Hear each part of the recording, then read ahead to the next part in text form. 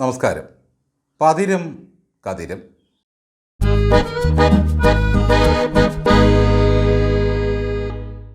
ഭക്ഷണപ്രിയനായൊരു നമ്പൂതിരി മറ്റൊരില്ലത്ത് സദ്യ ഉണ്ണാനായി തൻ്റെ പല്ലക്കിൽ പോവുകയായിരുന്നു. പോകുന്ന വഴി പല്ലക്ക് ചുമക്കുന്നവരോടായി നമ്പൂതിരി പറഞ്ഞു, ഇവിടുത്തെ സദ്യ കഴിഞ്ഞ് നമുക്ക് വേറൊരു ഇടം വരെ പോകണം. സദ്യ നടക്കുന്ന വീട്ടിലെത്തിയ നമ്പൂതിരി അവിടെ ഒരുക്കിയിരുന്ന വിഭവസമൃദ്ധമായ സദ്യ മൂക്കറ്റമങ്ങ് തട്ടി. സ്വന്തം വയറു മറന്ന് ഓരോരോ വിഭവങ്ങളായി അകത്താക്കി. ഒടുവിൽ ഊണ് കഴിഞ്ഞ് എഴുന്നേൽക്കാൻ വയ്യാത്ത അവസ്ഥയായി. 2-3 പേർ ചേർന്ന് താങ്ങിപ്പിടിച്ച പല്ലക്കിൽ കൊണ്ടുവന്ന് കിടത്തി. ഒരക്ഷരമുരിയാടാതെ പല്ലക്കിൽ കിടന്ന നമ്പൂതിരിയെ താണു തൊഴുതുകൊണ്ട് പല്ലക്ക് ചുമന്ന ആൾ ചോദിച്ചു, ഇനി എങ്ങോട്ടാണ് തിരുമേനി പോകാനുള്ളത്? അതിന് മറുപടിയായി കുറേ ആംഗ്യങ്ങളാണ് നമ്പൂതിരി കാണിച്ചത്. അദ്ദേഹം എന്താണ് ഉദ്ദേശിച്ചതെന്ന് അവർക്ക് മനസ്സിലായില്ല. അതുകൊണ്ട് തന്നെ അവരിൽ മറ്റൊരാൾ ചോദിച്ചു, ഒന്നും മനസ്സിലാകുന്നില്ല, എങ്ങോട്ടാണ് പോകേണ്ടതെന്ന് പറഞ്ഞാലും.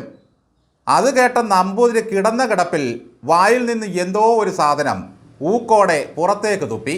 എന്നിട്ട് ഇപ്രകാരം പറഞ്ഞു, ഏഭ്യന്മാർ, വയറ്റിലേക്ക് ഇറങ്ങാത്തത് കൊണ്ട് ഒരു നേന്ത്രപ്പഴം നാം വായിൽ വെച്ചിരിക്കുകയായിരുന്നു. വയറ്റിൽ കുറച്ചിടം വരുമ്പോൾ അകത്തേക്ക് ഇറക്കാലോ എന്ന് കരുതി.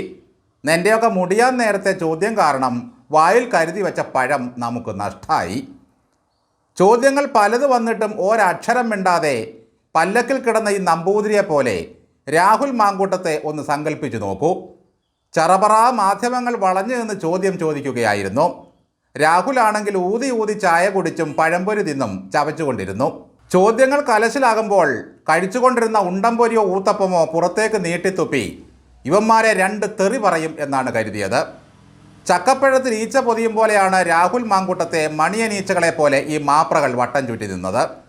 രാഹുലിൻ്റെ ഒളിസങ്കേതങ്ങളും പോയ റൂട്ടുകളും മാറിക്കയറിയ കാറിൻ്റെയൊക്കെ കഥയും ട്രീ കട്ടർ ചാനലിലെ മിനുസ ശിരസ്കൻ പറയുന്നത് കേട്ടപ്പോൾ ആ റൂട്ട് മാപ്പെല്ലാം യുവന്മാരുടെ കയ്യിലുണ്ടെന്നും രാഹുൽ മാങ്കൂട്ടം പോകുന്നിടത്തൊക്കെ ട്രോൺ പിന്തുടരുന്നുണ്ടെന്നും വെറുതെ മോഹിച്ചു പോയി.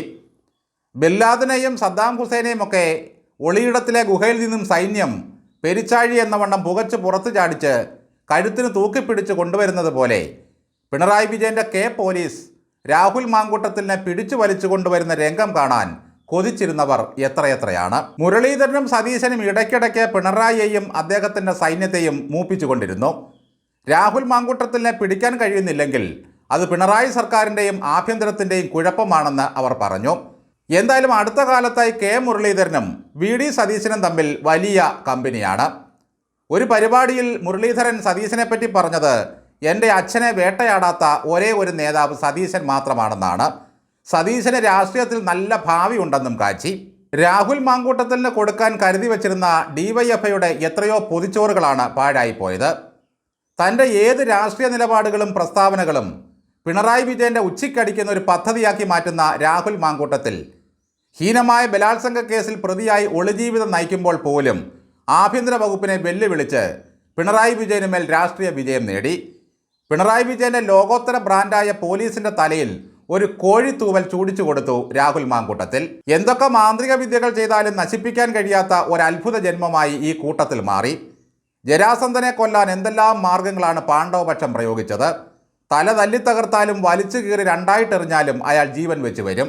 ഇനി വലിച്ചു കീറി 2 കഷണവും എതിർദിശകളിലേക്ക് വലിച്ചെറിയാനേ മാർഗമുള്ളൂ. അതിനായി വേറെ വല്ല അടവോ പോക്സോ കേസോ കണ്ടെത്തേണ്ടി വരും. അതിൻ്റെ നിർമ്മാണ പ്രവർത്തനങ്ങൾ ആരംഭിച്ചതിൻ്റെ ഒരു സൂചന കഴിഞ്ഞ ദിവസം മുഖ്യമന്ത്രി തന്നെ നൽകിയിട്ടുമുണ്ട്. അവിഹിതവും ഗർഭഛിദ്രവും ഇനി ഏൽക്കുമെന്ന് തോന്നുന്നില്ല. സ്ത്രീകൾ പോലും ഈ നാറിയ കഥകളൊന്നും വിശ്വസിക്കുന്നുമില്ല. അതാണ് സത്യം. CPMൻ്റെ മുഴുത്തതും പഴുത്തതും ചെറുതുമായ സകല നേതാക്കന്മാരും പിന്നെ ആൻറ്റിമാരും രാഹുൽ മാങ്കൂട്ടത്തിലിൻ്റെ അതിക്രൂരമായ ബലാത്സംഗത്തെപ്പറ്റി അപലപിച്ചിട്ട് പോവുകയാണ്. പാലക്കാട് സീറ്റ് രാഹുലിന് കൊടുത്ത് വടകരയിൽ വന്ന് തന്നെ വെള്ളം കുടിപ്പിച്ച ഷാഫി പറമ്പിലിനോടുള്ള തീർത്താൽ തീരാത്ത പക ഇപ്പോഴുമുണ്ട് ലോകമാതാ ജനനി ടീച്ചറമ്മയ്ക്ക്. റിപ്പോർട്ടർ ചാനലിൻ്റെ സകല പദ്ധതികളും അടവ് നയങ്ങളും തകർത്ത് കളഞ്ഞു ഈ രാഹുൽ. ആ പക മിനുസ ശിരസ്കന് ഇപ്പോഴും തീർന്നിട്ടില്ല. ഇന്നവർ ആഘോഷിക്കുന്ന ഒരു വാർത്തയുണ്ട്. രാഹുൽ മാങ്കൂട്ടം താമസിക്കുന്ന പാലക്കാട്ടെ ഫ്ലാറ്റിൽ നിന്നും ഒഴിഞ്ഞു പോകണമെന്ന് കാണിച്ച് താമസക്കാരുടെ അസോസിയേഷൻ ഒരു നോട്ടീസ് കൊടുത്തു. ഇറങ്ങിപ്പൊയ്ക്കോ എന്ന് പറഞ്ഞ് ആട്ടിപ്പായിക്കുകയാണ് രാഹുൽ മാങ്കൂട്ടത്തെ എന്നാണ് മഹാശിരസ്കൻ പറയുന്നത്. പഴയ ഒനീഡ പരസ്യത്തിലെ കുട്ടിച്ചാത്തനെ പോലെ ഇനി 2 കൊമ്പ് കൂടി തലയിൽ ഫിറ്റ് ചെയ്താൽ മാത്രം മതി. ശബരിമലയിലെ സ്വർണ്ണക്കൊള്ളയും വാസുവിൻ്റെയും പപ്പൻ്റെയും റിമാൻഡ് കാലാവധി നീട്ടുന്നതിനെ പറ്റിയും സഖാവ് PT കുഞ്ഞാഞ്ഞതിൻ്റെ പീഡന ശ്രമത്തെപ്പറ്റിയും ഒന്നും ആ ചാനലിൽ കേൾക്കാനില്ല.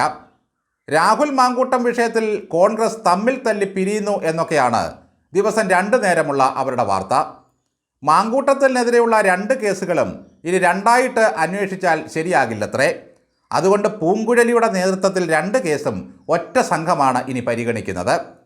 ഒരാളുടെ മൊഴി കൊണ്ട് 2 കേസിലും ശിക്ഷിക്കാമെന്നൊന്നും ധരിച്ചു കളയല്ലേ.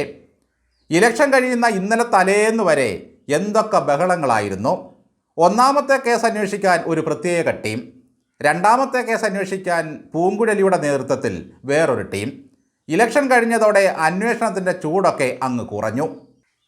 പിണറായി വിജയൻ സർക്കാരിൻ്റെ PR വർക്കുകളും ഇരയോടുള്ള കനിവുകളും ഫേസ്ബുക്ക് പോസ്റ്റുകളും കണ്ട് ഏതെങ്കിലും ഇര ഇവരെ പ്രതീക്ഷിച്ചുവെങ്കിൽ അവരുടെ ജീവിതം കോഞ്ഞാട്ടയാകുമെന്ന കാര്യത്തിൽ യാതൊരു സംശയവുമില്ല.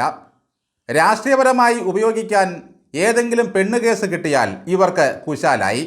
അതല്ലാതെ ഒരിരയോടും കരുണയോ കാരുണ്യമോ ഉള്ള ഒരു പ്രസ്ഥാനമല്ല ഇവരുടേത്.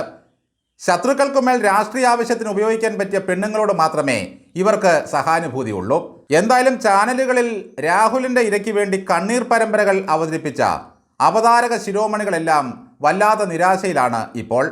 ഇങ്ങനെ കണ്ണീർ പൊഴിച്ച ന്യൂസ് അവതാരകന്മാരിൽ പലരും വരാൻ പോകുന്ന ബിഗ് TVയിലേക്ക് പോകാൻ പോകുന്നു എന്നാണ് ഇപ്പോൾ കിട്ടുന്ന വിവരം. ആ ചാനലിൻ്റെ വരവറിയിക്കാനും എന്തെങ്കിലുമൊക്കെ കരുതി വയ്ക്കണം. CPMനും ചാനലുകൾക്കും ഇപ്പോൾ കിട്ടുന്ന ഏറ്റവും നല്ല വിഷയങ്ങളാണല്ലോ പെണ്ണുകേസും ഗർഭവും.